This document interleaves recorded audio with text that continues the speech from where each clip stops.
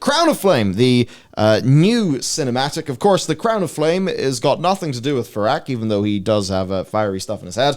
Amir Jasil, crown. Yeah. There you go. So, what happens? Well, we have got some... throat singing. Yes, we have got some throat singing. We have got some Night Elves, Druids of the Flame, the new Druids of the Flame, who are following Smolderon, making the Firax, which is the legendary axe. I forget what it's called. Something the Dream Render. The Dream Render, which will happen later. It'll slash, and the dream will be rendered. Yeah. But the main thing we see is him being angry. Look, Soval, runes. No, two of them are from Sulfuris. Yeah. One of the prop makers for Sulfuris commented on Twitter. Oh, I neat. recognize two of them from that. So what we basically have is him talking about how he's really angry for 2 minutes. Yep, he's mad. He's really mad. What I do like here, though, is instead of these characters, these characters are actually doing something, even if it is just getting ready. Yeah, this is great. As soon as I saw them point to the map, I'm like, that's what you're supposed to do. Let's go. Tyrande, making some sparks. Back muscles. Yeah. Very good. All quality. Dream, get it? Dream. Dialogue.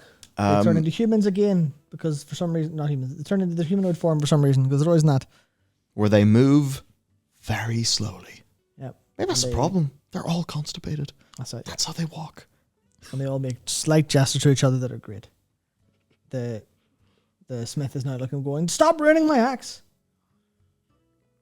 Yeah, so what I liked about this big picture is this is a villain who's really angry, talking about why he's angry as he menacingly does things as we watch some characters that we know get ready to deal with the things that he's going to do.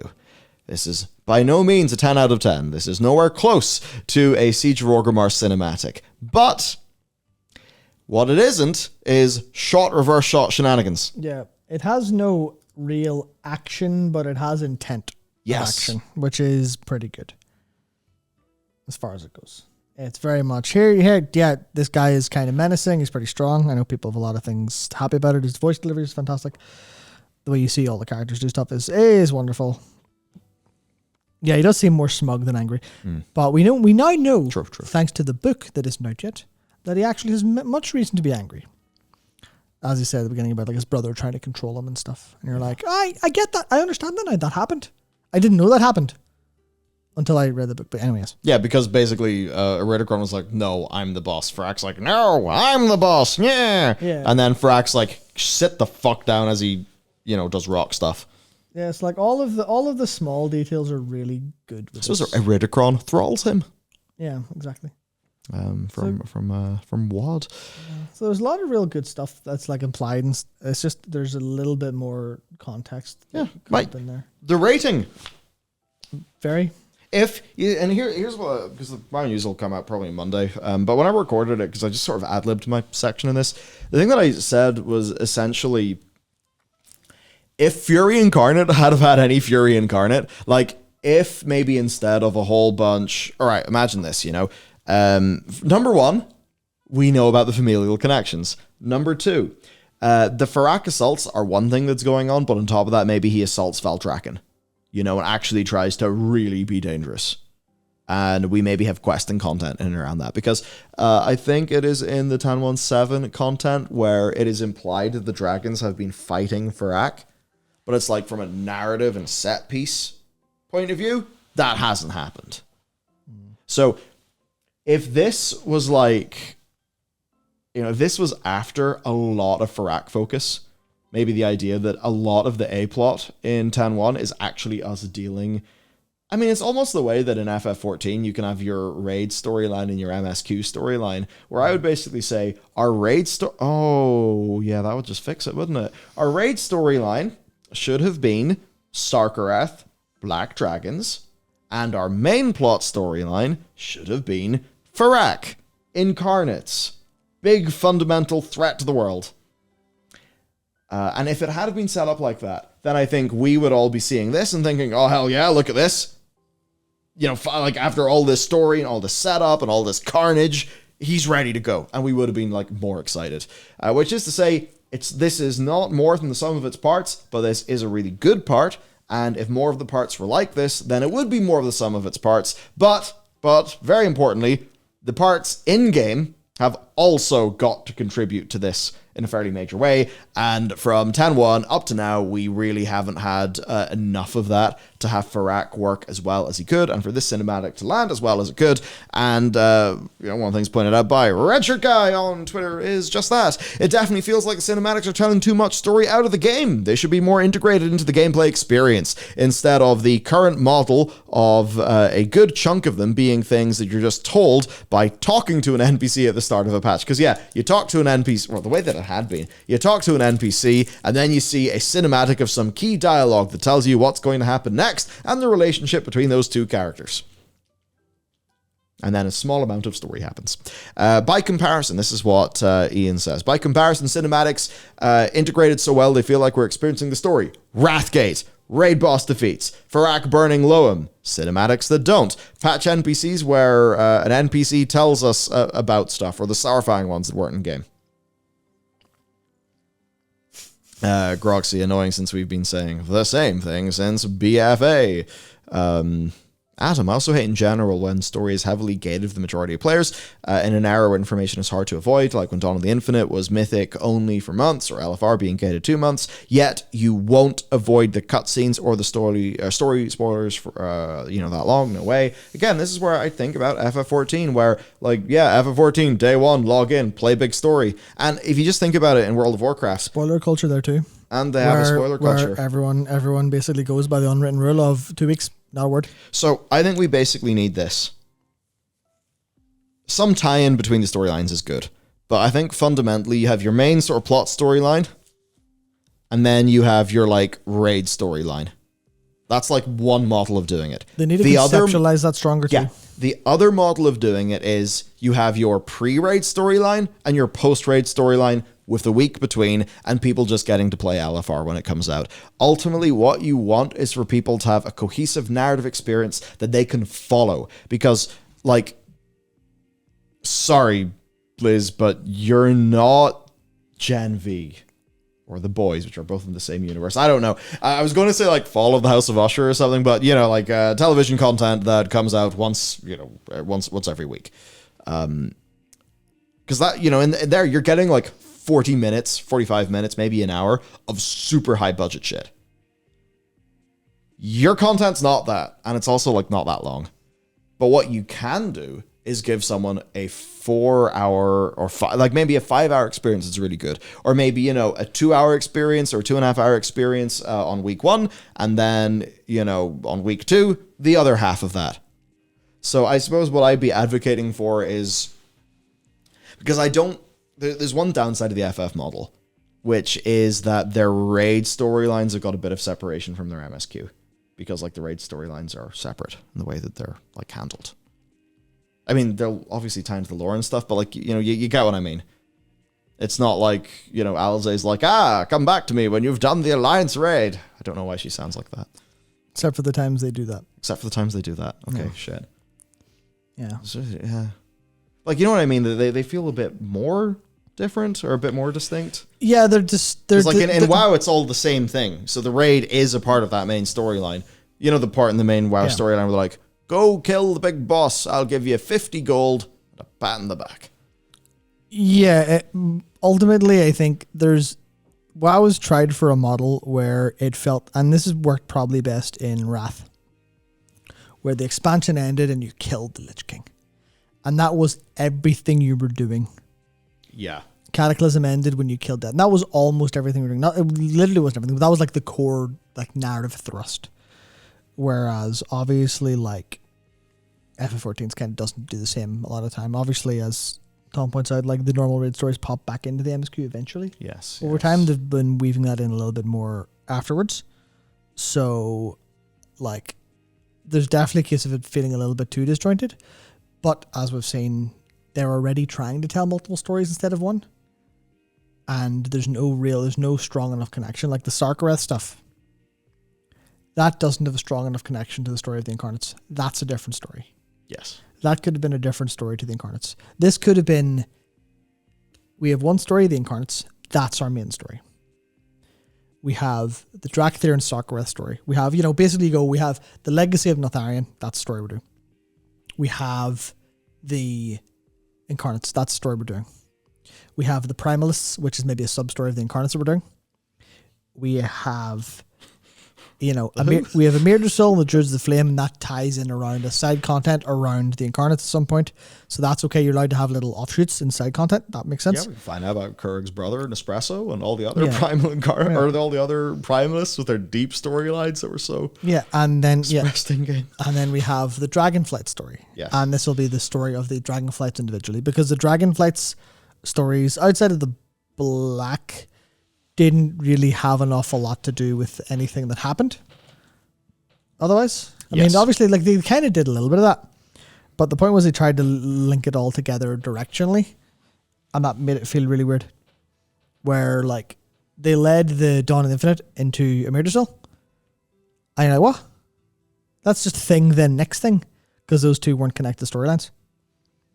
So what they've just done is they've just told story A. Next story B, next story C, next. I mean, it basically ended with Alex Strazel. She may as well have looked at the camera and said, "And next, Amir Drasil." Yeah, on the next episode of World of Warcraft Dragonflight. And next, Amir Drasil, brackets.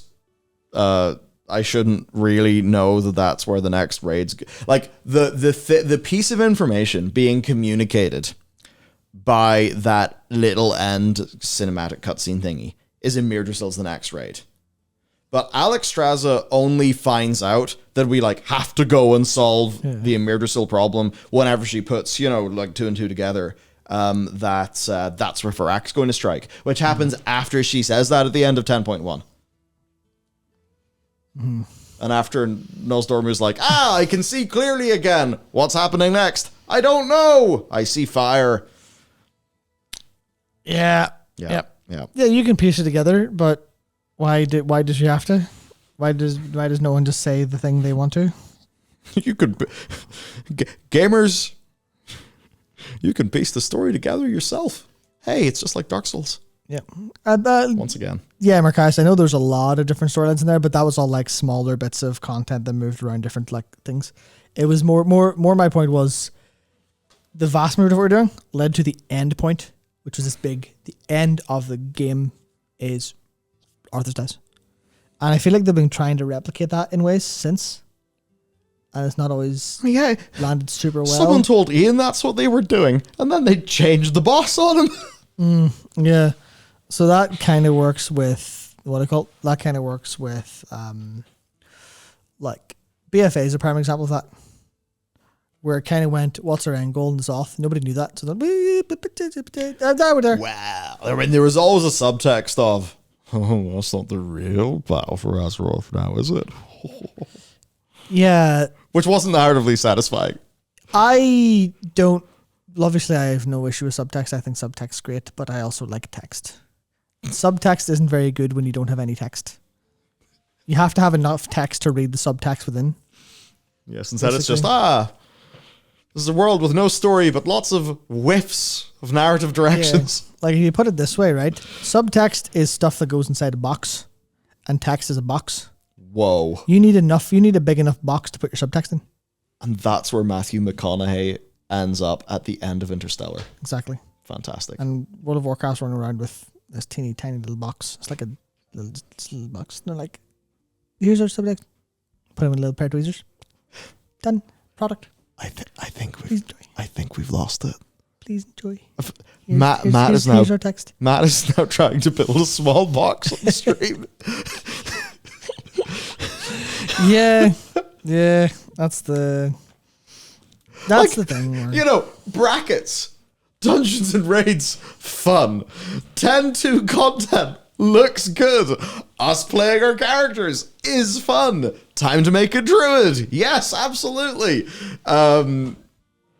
Tyranda's back muscles. Yeah. I don't know. It's there are plenty of good things. It's just, I think it is just that we have been particularly, I don't know, electrocuted by this story situation as it's unfolded on today's stream.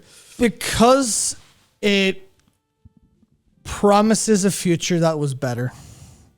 That's it. And there are fewer things you can do. There are few things you can do crueler than to give someone hope and take it away. Main thing to do to an optimist. Yeah, pulling hope away from people is a horrible thing. That's one of the things. The best way to mentally torture people is to give them some sort of hope and ensure they know it's never Sylvanas was right all along. Oh my god, it's a video game about making video games. Quickly, Matt, we need to do a video essay on this topic. Honestly, I would love to just sit in front of a camera for like 3 hours and just say, okay, record it or live and just go, okay, here's all of the reasons you should stop subverting things. You know what subversion is? And this is sort of something I said to you earlier today, which I'll let people read into if they want. Subversion is what soulless people do to defend not having a heart. Whoa! Subversion is the enemy of earnestness. If you subvert expectations, if you subvert what people want and what people think they want, then you never have to actually be honest and feel anything. That's what it feels like to me. It Every does time let there's you subversion. meaningfully dance around the thing that people actually want. Yeah. And that's almost the thing, because there's a meaning to it. There's a point. There's a reason why it's being subverted. But also, you don't do it right. It's not satisfying. Now, you get to then unsatisfy people, but armed with the bulwark of it having an intellectual point. Which I think is quite, quite tricky. Yeah. It's very easy to feel you're right there, even though, maybe not. Maybe it's not good. Or, maybe you had the right idea, but didn't, turn out well. That's exactly right, Dave. My mother always told me if you can't do something right, do it intentionally wrong. They'll think you're ironic. There's a lot of people and writers who use irony as a shield. She's smart. Yeah, that's a very, very, that's a lot of wisdom right there packed in. Yeah, so Metzen made subversion the key theme of Warcraft, subverting expectations by inverting tropes. Subverting tropes is fine because there was always an earnestness to how World of Warcraft came across in Warcraft. It always came across as that there was a very clear and obvious message that was like a positive and hopeful one. And I think that largely worked a lot of the time. And even in the case where, like, say the subvert, well, I mean, I don't really know how true that is in a bunch of ways, because you think about half of it and it's trope, not like trope filled nonsense, but it is clearly like working off obvious themes. And I think it's just that irony. And that's not always the case, right? But it certainly feels like it's challenging to just tell an actual story. Like, here's our story. No ifs, no buts. Here's the story. There's A and there's B and there's C and that is in it. Yeah, there's a kind of like, hey, tell a story that's natural for these characters and execute it well. Yeah. And that's kind of all you have to do. But turns out, executing is very hard. Yeah. And it's not like they've been too heavy on subversion anyway. Yeah. At least not recently. I know a lot of BFA and some of Shadowlands felt very like it was trying to be smart. Dragonflight has not felt like it's been trying to be too smart. No, it's been pretty clear cut. So I don't really have that much of a issue with how they're telling the story in that way. I just have an issue with how they're telling the story in a bunch of different ways, which is not their fault. At least not writer sits down to write a story fault. Yeah. It's a fault in a variety of different ways.